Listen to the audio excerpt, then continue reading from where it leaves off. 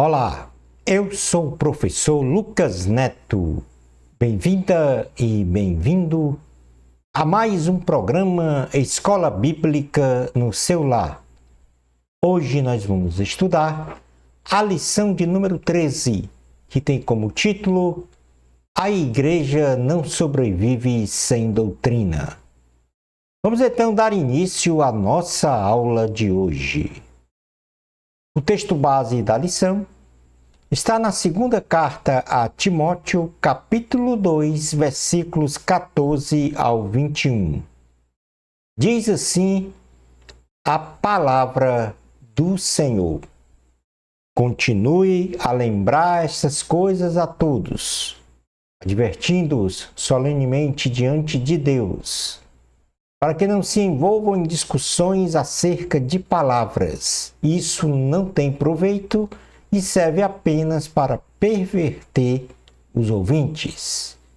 Procure apresentar-se a Deus aprovado, como obreiro que não tem do que se envergonhar, que maneja corretamente a palavra da verdade. Evite as conversas inúteis e profanas, pois os que se dão a isto prosseguem cada vez mais para a impiedade. O ensino deles alastra como câncer. Entre eles estão Hímeneu e Fileto. Estes se desviaram da verdade, dizendo que a ressurreição já aconteceu, e assim alguns pervertem a fé. Entretanto, o firme fundamento de Deus permanece inabalável e selado com esta inscrição: O Senhor conhece quem lhe pertence, e afaste-se da iniquidade todo aquele que confessa o nome do Senhor. Numa grande casa há vasos, não apenas de ouro e prata, mas também de madeira e barro, alguns para fins honrosos, outros para fins desonrosos. Se alguém se purificar dessas coisas, será vaso para a honra, santificado, útil para o Senhor e preparado para toda boa obra. Palavra do Senhor, graças a Deus. Introdução da lição de número 13. Nesta lição, conheceremos, no ponto número 1, as exortações de Paulo para a preservação do firme fundamento de Deus. E finalizando o nosso estudo, identificaremos as virtudes para viver uma vida cristã moderada. Vamos então dar início à nossa aula. Item número 1. Exortações de Paulo para a preservação do firme fundamento de Deus. O apóstolo Paulo, na segunda carta a Timóteo, capítulo 2, versículos 14 ao 21, lido há pouco, faz exortações ao jovem Timóteo sobre como um servo de Deus deve pensar e agir para a excelência na condução da liderança da igreja, bem como na promoção da plena saúde espiritual e maturidade de todos os membros da igreja, preservando então o firme fundamento de Deus, a saber, em primeiro lugar, preservar incólume a doutrina cristã. Todos os membros da igreja, sem exceção, devem evitar as vãs discussões de palavras divulgadas no meio do povo de Deus pelos falsos mestres, causando então disputas que não têm nenhum proveito e pervertem as pessoas a assumirem um perfil de intolerância se desviando da essência do Evangelho de Cristo. Então, para preservar incólume a doutrina cristã, em primeiro lugar, é necessário não se envolver em contendas de palavras. Por que isso? Porque deve ser evitada as vãs discussões de palavras. Isto perverte as pessoas a assumirem um perfil de intolerância e desvia as pessoas da essência do Evangelho de Cristo. Em segundo lugar, para preservar incólume a doutrina cristã, é necessário a excelência na compreensão, obediência e ensino da palavra de Deus. O apóstolo Paulo adverte ao líder Timóteo, e isto é extensivo a obreiros e membros da igreja, que todos tenham a obrigação de compreender todo o conteúdo da palavra de Deus. Não no sentido acadêmico, mas no conhecimento e na obediência prática desta palavra, se apresentando diante de Deus de modo autêntico e, na verdade, como obreiro aprovado para propagar e ensinar a verdade de Deus para a humanidade, promovendo então, assim, incólume a preservação da doutrina cristã. Então, a excelência na compreensão, a obediência e o ensino da palavra de Deus é indispensável para preservar incólume a doutrina cristã. Para isso, o obreiro, a obreira, deve se apresentar diante de Deus de modo autêntico e, na verdade, aprovado para propagar e ensinar a verdade de Deus e também preservar a doutrina cristã. Ainda para preservar incólume a doutrina cristã, precisamos então rejeitar as doutrinas vazias. O apóstolo Paulo, na sequência da carta, registrada nominalmente,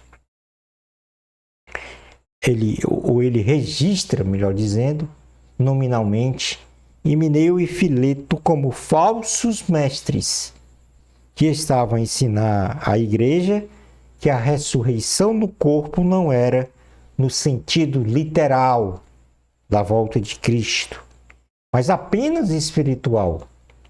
Ou seja, a doutrina da ressurreição já ocorreu em nosso batismo em Cristo, onde temos a morte e a ressurreição espiritual. Este era o ensino. Este falso ensino nega, então, a ressurreição literal de Cristo ao terceiro dia após a sua morte na cruz do Calvário.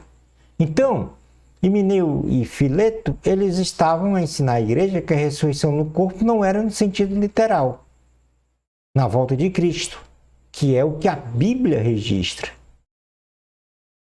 E assim, esse ensino, nós podemos dizer que era uma doutrina vazia, ou seja, porque negava essa ressurreição de Cristo, que ocorreu ao terceiro dia após a sua morte. Esse tipo de ensino, essas doutrinas vazias, causam nas pessoas impiedade, ou seja, não amar as coisas de Deus, e pervertem a fé das pessoas. Portanto, rejeitar as doutrinas vazias também é indispensável para preservar incólume a doutrina cristã. As virtudes para viver uma vida moderada é o item 2 da lição. Neste sentido, a santificação, isto é, a pessoa que vive em permanente consagração a Deus e separado do pecado, confere a si a condição de ser um vaso de honra para Deus, para ser útil ao Senhor e preparado para toda boa obra, pois o Senhor conhece a quem lhe pertence, e todo aquele ou aquela que confessa o nome do Senhor se mantenha afastado da iniquidade. O cristianismo, ele carrega em seu bojo princípios norteadores do comportamento cotidiano do cristão. Isto em relação às pessoas, à igreja, à família, à sociedade e principalmente em relação a Deus, colocando assim inexoravelmente o cristianismo na condição de ser espiritual, mas também racional. Na carta aos Filipenses, no capítulo 4, versículo 8, o apóstolo Paulo, ele nos adverte a colocarmos uma espécie de filtro em nossa mente, fechando-a para tudo quanto é vil e pernicioso, abrindo então para as seguintes virtudes. Então vamos ler aqui na carta aos Filipenses, capítulo 8, diz assim a palavra do Senhor: finalmente, irmãos, tudo que é verdadeiro, tudo que é respeitável, tudo que é justo, tudo que é puro, tudo que é amável, tudo que é de boa fama, se alguma virtude há e se algum louvor existe, seja isso que ocupe o vosso pensamento. Palavra do Senhor, graças a Deus. Então, as virtudes do pensar e do viver cristão de uma forma moderada, segundo o apóstolo Paulo em Filipenses capítulo 4, versículo 8, passa por tudo que é verdadeiro. E o verdadeiro, neste contexto bíblico, refere-se a lidar fielmente ou verdadeiramente com alguém. Isto é, refere-se a tudo que é genuíno, que é sincero e fiel. Nós devemos, então, nos opor a tudo que é falso e irreal. O cristão deve proclamar a verdade e viver esta verdade no seu comportamento cotidiano. E esta verdade é a palavra de Deus. Outra virtude do pensar e viver cristão de forma moderada é ser honesto, tudo que é honesto. Paulo nos exorta a termos uma conduta transparente e decorosa. Isto significa que nosso comportamento deve sempre assumir uma postura decente, respeitosa, digna de respeito, reverência e honra perante as pessoas com as quais nos relacionamos. Pensar em coisas honestas é o mesmo que pensar em coisas dignas e viver na sua essência estes pensamentos, merecendo assim o respeito das pessoas. Um terceiro ponto que Paulo fala com relação a uma vida cristã moderada é pensar em tudo que é justo. E neste sentido, ser justo significa praticar as coisas certas e retas, fazer tudo aquilo que não prejudique o seu irmão, o seu próximo. Significa não buscar atalhos, nem ter atitudes indignas. Ser justo significa fazer e proceder o que é correto, desenvolvendo então a sua fé numa relação positiva com Deus e com os homens. Uma quarta virtude mencionada pelo apóstolo Paulo na carta aos Filipenses, capítulo 4, versículo 8, é pensar em tudo que é puro. A pureza, ela se traduz em limpeza, algo não contaminado, poluído. O cristão deve permitir ao Espírito Santo a realização de uma limpeza contínua no seu coração, na sua consciência, nas suas afeições e nas motivações da vida. Uma quinta virtude é pensar em tudo que é amável. As coisas amáveis são coisas que atraem e causam prazer a todas as pessoas. Significa pensar naquilo que promove o amor fraternal e a amizade, bem como a construção saudável e edificante do ponto de vista emocional e também espiritual nas relações entre os irmãos. Ou seja, pensar tudo que é amável é pensar naquilo que promove o amor fraternal e a amizade. Pensar em tudo o que é de boa fama. Esta fama refere-se ao que é, em geral, bem conceituado e altamente respeitado pela sua irrepreensível conduta moral e espiritual, vista com bons olhos por Deus, pelos cristãos e pelos outros.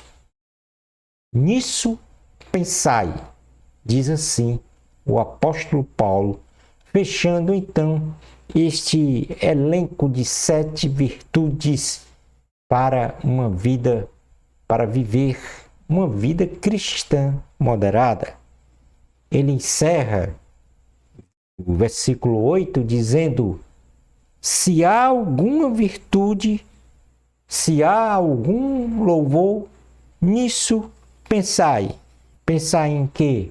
Em tudo que é verdadeiro, em tudo que é honesto, em tudo que é justo, em tudo que é puro, em tudo que é amável, em tudo que é de boa fama.